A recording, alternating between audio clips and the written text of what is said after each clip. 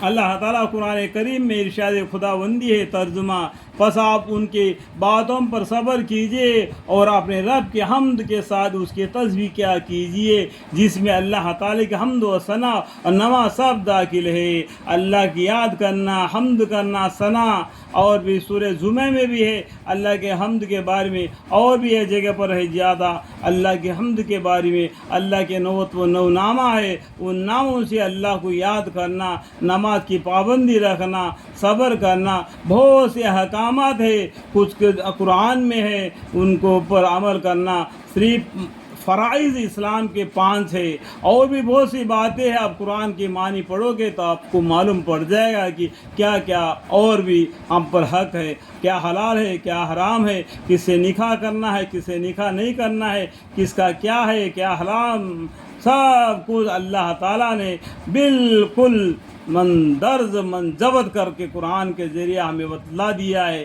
اسی کے مافک پیغمبر صلی اللہ علیہ وسلم اور صحابہ اکرم رضی اللہ عنہم کو زندگی گزرتے گئی، ٹھہر کر قرآن کریم 203 سال نازل ہو گیا، اس لیے کہ تمہیں قوی کرے۔ جس طریقے سے آیتیں آتی ہے اس طریقے سے ان کا زندگی موڑ جاتا ہے۔ ہمارے پیغمبر صلی اللہ علیہ وسلم کو زندگی کا اور قرآن کریم کا ایک جیسا ہے۔ اللہم اغفر الحمدللہ رب العالمین۔ آفتاب نکلنے سے پہلے جس میں صبح کی نماز بھی ہے آ گئی، یعنی صبح کی نماز پڑھنا، اور آفتاب غروب ہونے سے پہلے جس میں ظہر اور عصر اور مغرب کی نماز آ گئی، جس میں ظہر عصر بھی آ گئی، اور رات کے حصے میں بھی تسبیح کیا کیجئے جس میں مغرب اور عشاء کی نماز آ گئی، اور دن کے اول حصے میں اور آخری حصے میں، یعنی دن کے اول حصے میں کا مطلب کیا ہے؟ فجر کی نماز سے پہلے جو تہجد کی نماز ہوتا ہے وہ تہجد کی نماز پڑھنا، قرآن کریم کو پڑھنا، اللہ کو یاد کرنا، ہمیشہ چلتے پھرتے اٹھتے بیٹھتے ہمیشہ اللہ کی یاد میں مشغول رہے گا، اللہ تعالیٰ اسے بن باغ کے پھل کھلائیں گے، بن باغ کے پھل کھلائیں گے الحمدللہ۔ اور آخر حصہ میں تسبیح کے لیے مقرر کیا جاتا ہے، جس میں صبح اور عصر کی نماز کی زیادہ تاکید آ گئی، یعنی فجر کی نماز پڑھ کر حدیث پڑھنا، قرآن کریم کو پڑھنا، اشراق کی نماز پڑھنا، اور عصر کی نماز کے بعد میں جو فرشتے ان کو ڈیوٹیاں بدلتے ہیں اس ٹائم پر اللہ کے ذکر میں اور قرآن کریم کے تلاوت میں مشغول رہنا۔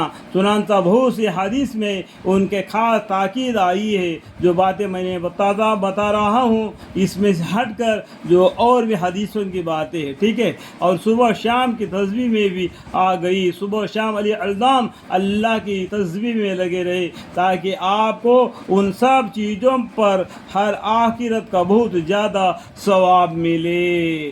جو کام دنیا میں تم کرتا ہے وہ آخرت میں تم کو ثواب ملے گا۔ دنیا کر کے دنیا کے پیچھے پڑے گا، دنیا اتنا ہی ملے گا جتنا تیرا قسمت میں لکھا ہوا ہے۔